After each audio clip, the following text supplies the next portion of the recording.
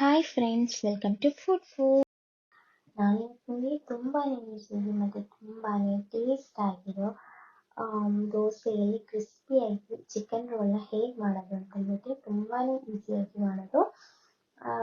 ಹೊರಗಡೆಯಿಂದ ಕ್ರಿಸ್ಪಿಯಾಗಿ ಒಳಗಡೆಯಿಂದ ಸಾಫ್ಟ್ ಆಗಿ ದೋಸೆ ರೆಡಿ ಮಾಡಿ ನಾವು ಹೇಗೆ ಮಾಡ್ಕೊಳ್ಳೋದು ಅಂತ ಹೇಳ್ಬಿಟ್ಟು ಒಂದು ವಿಡಿಯೋ ನೋಡೋಣ. 1 ಕಪ್ ಅಷ್ಟು ಮೈದಾ ತೊಗೊಂಡಿದ್ದೀನಿ. ಅದೇ ಥರನೇ 1 ಕಪ್ಪಲ್ಲೂ ಅಷ್ಟೇ ನೀರು ತೊಗೊಂಡಿದ್ದೀನಿ. ಫಸ್ಟ್ ನಾನು ಜಾರಿಗೆ ನೀರು ಹಾಕೊತಾ ಇದ್ದೀನಿ, ಯಾಕಂದರೆ ಇಲ್ಲಾಂದರೆ ಗಟ್ಟಿ ಗಟ್ಟಿ ಜಾರಲ್ಲಿ ಆಗಿಬಿಡುತ್ತೆ. ಇದು ಒಂದು ಎಗ್ನ ಹಾಕೊಂಡಿದ್ದೀನಿ ಅದರಲ್ಲಿ. ಅದಾದಮೇಲೆ 1 ಕಪ್ ಮೈದಾನ ಅದಕ್ಕೆ ಹಾಕೊತಾ ಇದ್ದೀನಿ. ಸ್ವಲ್ಪ ಉಪ್ಪನ್ನ ಹಾಕೊಂಡು ಚೆನ್ನಾಗಿ ಬೇಕ್ ಮಾಡ್ಕೊತಾ ಇದ್ದೀನಿ. ನೀರನ್ನ ನಾನು ಸ್ವಲ್ಪನೇ ಹಾಕಿರೋದು, ನೋಡ್ಕೊಂಡು ಹಾಕೋಣ ಅಂತ ಹೇಳ್ಬಿಟ್ಟು. ನೋಡಿದ್ರಲ್ಲ, ಇಷ್ಟ ಆದಮೇಲೆ ಉಳಿದಿರೋ ನೀರನ್ನು ಹಾಕಿ ಫುಲ್ಲಾಗಿ ಮಿಕ್ಸ್ ಮಾಡ್ಕೊಳ್ಳೋಣ. ಇದನ್ನ ನಾವು ಬ್ಯಾಟರ್ನ ನಾವು ಕೈಯಲ್ಲಿ ರೆಡಿ ಮಾಡ್ಕೊಂಡ್ರೂ ಪರವಾಗಿಲ್ಲ, ಸೇಮ್ ಆಗುತ್ತೆ. ಆದರೆ ಸ್ವಲ್ಪ ಬೇಗ ಆಗಲಿ ಅಂತ ಹೇಳ್ಬಿಟ್ಟು ನಾವು ಮಿಕ್ಸಿ ಜಾರಿಗೆ ಹಾಕೊಳ್ತಿರೋದು. ಉಳಿದಿರೋ ನೀರನ್ನು ಹಾಕ್ಬಿಟ್ಟು ಈ ಥರ ನಾವು ಬ್ಯಾಟರ್ನ ತೆಳುವಾಗಿ ರೆಡಿ ಮಾಡ್ಕೊಳ್ಳೋಣ.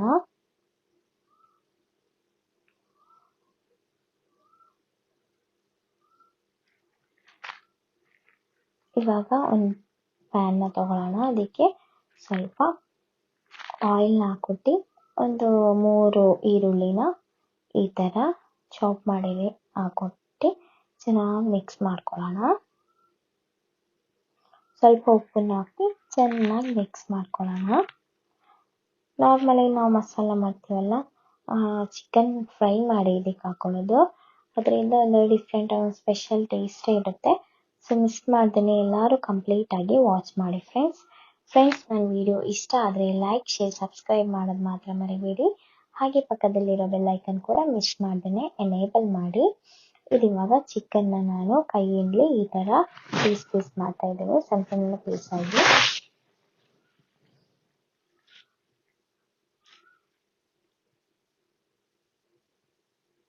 ಕಂಪ್ಲೀಟಾಗಿ ವಾಚ್ ಮಾಡಿ ಫ್ರೆಂಡ್ಸ್, ಅವಾಗಲೇ ಕರೆಕ್ಟಾಗಿ ನಿಮಗೆ ಗೊತ್ತಾಗೋದು.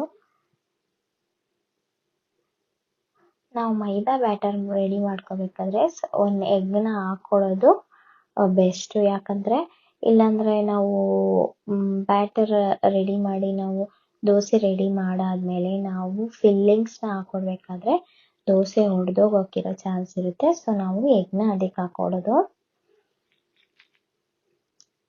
ಇವಾಗ ಜಿಂಜರ್ ಗಾರ್ಲಿಕ್ ಪೇಸ್ಟು ಮತ್ತು ಚಿಲ್ಲಿ, ಕೊರಿಯಂಡರ್ ಲೀವ್ಸು ಮತ್ತು ಕರಿ ಲೀವ್ಸ್ ಇಷ್ಟನ್ನು ನಾವು ಸಣ್ಣದಾಗಿ ಚಾಪ್ ಮಾಡಿ ಹಾಕೊಟ್ಟಿದ್ದೀವಲ್ಲ, ಇದನ್ನು ಇವಾಗ ಚೆನ್ನಾಗಿ ಮಿಕ್ಸ್ ಮಾಡಿಕೊಟ್ಟಾದ್ಮೇಲೆ ಇದಕ್ಕೆ ಚಿಕನ್ ಮಸಾಲ ಹಾಕ್ಕೊಡೋಣ. ಸ್ವಲ್ಪ ಮತ್ತು ಟರ್ಮರಿಕ್ ಪೌಡರು ಮತ್ತು ಖಾರದ ಪುಡಿ ಸ್ವಲ್ಪ, ಮತ್ತು ಸ್ವಲ್ಪ ಗರಂ ಮಸಾಲನೂ ಹಾಕ್ಕೊಟ್ಟು ಚೆನ್ನಾಗಿ ಮಿಕ್ಸ್ ಮಾಡ್ಕೊಳ್ಳೋಣ.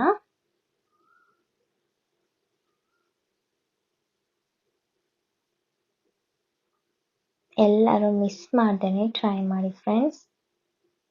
ಇದಕ್ಕೆ ನಾವು ಚಿಕನ್ನ ಬಿಡಿಸಿಟ್ಟಿದ್ವಲ್ಲ, ಆ ಚಿಕನ್ನು ಹಾಕ್ಬಿಟ್ಟು ಕಂಪ್ಲೀಟಾಗಿ ಇದನ್ನು ಮಿಕ್ಸ್ ಮಾಡ್ಕೊಳ್ಳೋಣ. ನೋಡಿದ್ರಲ್ಲ ಫ್ರೆಂಡ್ಸ್, ನಮ್ಮ ಮಸಾಲ ಆಲ್ಮೋಸ್ಟ್ ರೆಡಿಯಾಗಿದೆ. ಈಗ ನಾವು ಫ್ಲೇಮ್ನ ಆಫ್ ಮಾಡಾದ್ಮೇಲೆ ಅದಕ್ಕೆ ದೋಸೆ ತವಾನ ಇಟ್ಕೊಳ್ಳೋಣ. ಸ್ವಲ್ಪ ಆಯಿಲ್ನ ಬ್ರಷ್ ಮಾಡಿಕೊಟ್ಟು ಅದಕ್ಕೆ ದೋಸೆ ಇಟ್ಕೊಳ್ಳೋಣ.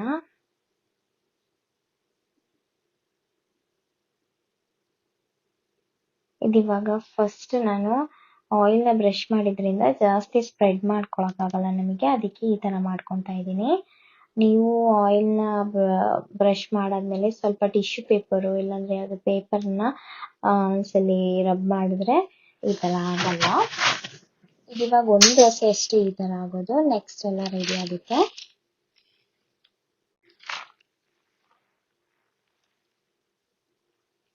ಈ ಥರ ಮುಚ್ಚಿಡಬೇಕು ಅಂತ ಏನಿಲ್ಲ, ಈ ಥರ ಒಂದೊಂದನ್ನೇ ಬೇಯಿಸ್ಕೊಂಡು ಒಂದು ಪ್ಲೇಟಿಗೆ ಈ ದೋಸೆನ ಹಾಕೊಡೋಣ. ಅದಾದಮೇಲೆ ಇದಕ್ಕೆ ಇನ್ನೊಂದು ದೋಸೆನ ಪ್ರಿಪೇರ್ ಮಾಡ್ಕೊಳ್ಳೋಣ. ಇವಾಗ ನೋಡಿ, ಪರ್ಫೆಕ್ಟ್ ಆಗಿ ರೆಡಿ ಆಗಿದೆ ದೋಸೆ. ಒಂದು ದೋಸೆ ಸ್ವಲ್ಪ ಇದಾಗುತ್ತೆ ಅಷ್ಟೇ, ಮತ್ತೆಲ್ಲ ರೆಡಿ ಆಗುತ್ತೆ. ಇವಾಗ ಈ ದೋಸೆಗೆ ಮಸಾಲ ಹಾಕೊಡೋಣ. ಸ್ಟಫಿಂಗ್ನ ಮಧ್ಯದಲ್ಲಿಟ್ಟು ಸೈಡನ್ನ ಕವರ್ ಮಾಡ್ಕೊಳ್ಳೋಣ, ಇದ್ರ ಸೈಡ್ಸನ್ನ ಈ ಥರ. ಅದಾದಮೇಲೆ ರೋಲ್ ಮಾಡ್ಕೊಳ್ಳೋಣ. ನೋಡಿದ್ರಲ್ಲ ಫ್ರೆಂಡ್ಸ್, ಕರೆಕ್ಟಾಗಿ ಬಂದಿದೆ, ಒಡ್ದಿಲ್ಲ ಏನಿಲ್ಲ. ನೀವು ತಿಳ್ಕೊತೀರಾ ಇದು ಅಂಟಿರುತ್ತಾ ಏನು, ಇದು ಮೈದಾ ಆಗಿರೋದ್ರಿಂದ, ದೋಸೆ ಆಗಿರೋದ್ರಿಂದ ಬೇಗನೆ ಅಂಟ್ಕೊಳ್ಳುತ್ತೆ. ನಮಗೆ ಇದಕ್ಕೆ ಗಮ್ ಏನಾದರೂ ಅಂಟಿಸ್ಬೇಕು ಅಂತ ಏನಿಲ್ಲ. ಮತ್ತು ನಾವು ಏನು ಚಪಾತಿ ಎಲ್ಲ ಮಾಡಬೇಕು ಅಂತೇನಿಲ್ಲ. ಜಸ್ಟ್ ದೋಸೆ ಇದಾಕೋದು, ಆಮೇಲೆ ಒಂದು ರೋಲ್ ಮಾಡೋವಷ್ಟರಲ್ಲಿ ದೋಸೆ ರೆಡಿ ಆಗುತ್ತೆ. ಮತ್ತು ಆ ದೋಸೆನ ತೆಗೆದ್ಬಿಟ್ಟು ಒಂದು ಸ್ವಲ್ಪ ಇನ್ನೊಂದು ದೋಸೆನ ಪ್ರಿಪೇರ್ ಮಾಡ್ಕೊಳ್ಳೋಣ. ಅದಾದಮೇಲೆ ಇದಕ್ಕೆ ರೋಲ್ನ ರೆಡಿ ಮಾಡ್ಕೊಳ್ಳೋದು. ಈ ಥರನೇ ಕಂಟಿನ್ಯೂಸ್ ಆಗಿ ಒಬ್ಬರೇ ಈಸಿಯಾಗಿ ಮಾಡ್ಕೊಳ್ಬೋದು. ಮತ್ತು ತುಂಬ ಈಸಿಯಾಗಿ ಈ ಚಿಕನ್ ರೋಲ್ನ ರೆಡಿ ಮಾಡ್ಕೋಬೋದು. ತುಂಬಾ ಟೇಸ್ಟ್ ಆಗಿರುತ್ತೆ. ಮಿಸ್ ಮಾಡ್ದೇ ಎಲ್ಲರೂ ಟ್ರೈ ಮಾಡಿ ನೋಡಿ. ನಿಮಗೆ ಈ ಥರನೇ ಮಸಾಲ ರೆಡಿ ಮಾಡ್ಕೋಬೇಕು ಅಂತ ಏನೂ ಇಲ್ಲ.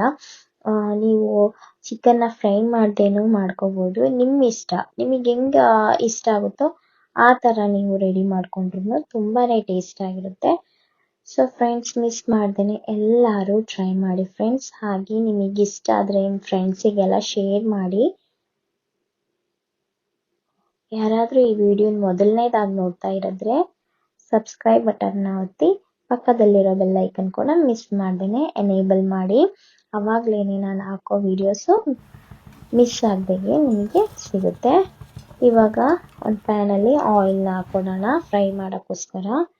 ಆಮೇಲೆ ಒಂದು ಪ್ಲೇಟಲ್ಲಿ ಇಲ್ಲಾಂದರೆ ಒಂದು ಬೌಲಲ್ಲಿ ಒಂದು ಎಗ್ನ ಹಾಕ್ಕೊಟ್ಟು, ಅದಕ್ಕೆ ಸ್ವಲ್ಪ ಸಾಲ್ಟು, ಸ್ವಲ್ಪ ಪೆಪ್ಪರ್ ಪೌಡ್ರನ್ನು ಹಾಕ್ಕೊಟ್ಟು ಚೆನ್ನಾಗಿ ಬೀಟ್ ಮಾಡ್ಕೊಳ್ಳೋಣ.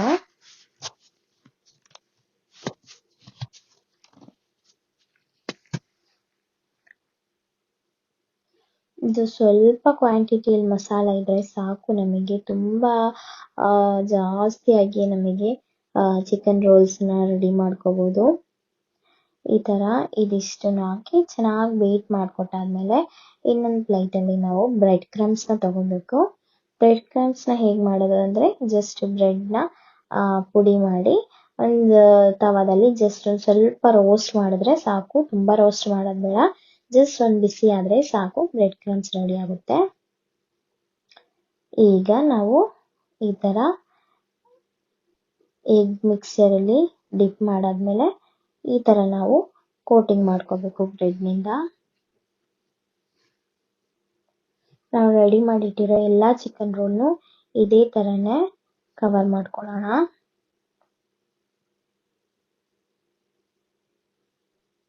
ಬ್ರೆಡ್ ಕ್ರಮ್ಸ್ ಹಾಕೋದ್ರಿಂದ ಕ್ರಿಸ್ಪಿ ಆಗಿರುತ್ತೆ, ದೋಸೆ ಆಗಿರೋದ್ರಿಂದ ಒಳಗಡೆಯಿಂದ ಸಾಫ್ಟ್ ಆಗಿರುತ್ತೆ. ಸೊ ತುಂಬಾನೇ ಟೇಸ್ಟ್ ಆಗಿರುತ್ತೆ ತಿನ್ನಕ್ಕೆ. ಮಕ್ಕಳಿಗೆ, ದೊಡ್ಡವರಿಗೆ ಎಲ್ಲರಿಗೂ ತುಂಬಾನೇ ಇಷ್ಟ ಆಗೋ ಒಂದು ತುಂಬಾನೇ ಟೇಸ್ಟ್ ಆಗಿರೋ ರೆಸಿಪಿ ಫ್ರೆಂಡ್ಸ್. ಮಿಸ್ ಮಾಡ್ದೇ ಎಲ್ಲರೂ ಟ್ರೈ ಮಾಡಿ.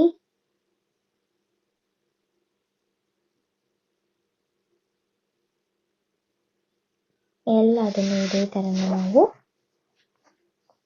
ಕವರ್ ಮಾಡ್ಕೊಳ್ಳೋಣ. ನಮಗೆ ಇವಾಗ ರೆಡಿ ಮಾಡಿಟ್ಟು ಬ್ಯಾಟರಿಗೂ ಮತ್ತು ಮಸಾಲಾಗೂ ಎಲ್ಲದು ಪರ್ಫೆಕ್ಟಾಗಿ ಕರೆಕ್ಟಾಗಿ ಆಗುತ್ತೆ. ನಮಗೆ ಇನ್ನೊಂದು ಎಗ್ ಬೀಟ್ ಮಾಡಬೇಕು ಅಂತ ಇಲ್ಲ, ಒಂದು ಎಗ್ಗಲ್ಲೇ ಇದಿಷ್ಟನ್ನು ನಮಗೆ ಡಿಪ್ ಮಾಡಿ ಎಗ್ ಏನು ಬ್ರೆಡ್ ಕ್ರಮ್ಸಲ್ಲಿ ಡಿಪ್ ಮಾಡಿದ್ರೆ ರೆಡಿ ಆಗುತ್ತೆ. ಬ್ರೆಡ್ ಕ್ರಮ್ಸು ನಾವು ಒಂದು ಪ್ಲೇಟಲ್ಲಿ ಫುಲ್ಲಾಗಿ ನಾವು ರೆಡಿ ಮಾಡಿ ಹಾಕಿರೋ ಫುಲ್ ಬ್ರೆಡ್ ಕ್ರಮ್ಸ್ ಹಾಕಬಾರ್ದು, ಸ್ವಲ್ಪ ಒಂದು ಪ್ಲೇಟಿಗೆ ಹಾಕ್ಕೊಟ್ಟು, ನಾನು ಇವಾಗ ಸ್ವಲ್ಪ ತೊಗೊಂಡಲ್ಲ ಅದೇ ಥರ ಸ್ವಲ್ಪ ತೊಗೊಂಡು ನಾವು ಇದನ್ನು ಕೋಟಿಂಗ್ ಮಾಡಬೇಕು. ಇಲ್ಲಾಂದರೆ ಎಗ್ ಮಿಕ್ಸ್ಚರ್ ಎಲ್ಲದಕ್ಕೂ ಇದಾಗಿಬಿಡುತ್ತೆ. ಸೊ ನೋಡ್ಕೊಂಡು ಮಾಡ್ಕೊಳ್ಳಿ. ಈ ಥರ ಫ್ರೈ ಮಾಡ್ಕೊಳ್ಳೋದು.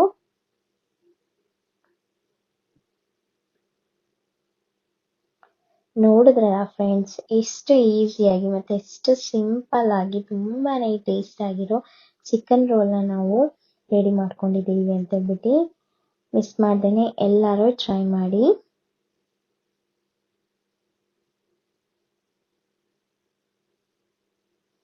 Thank you for watching. See you next video.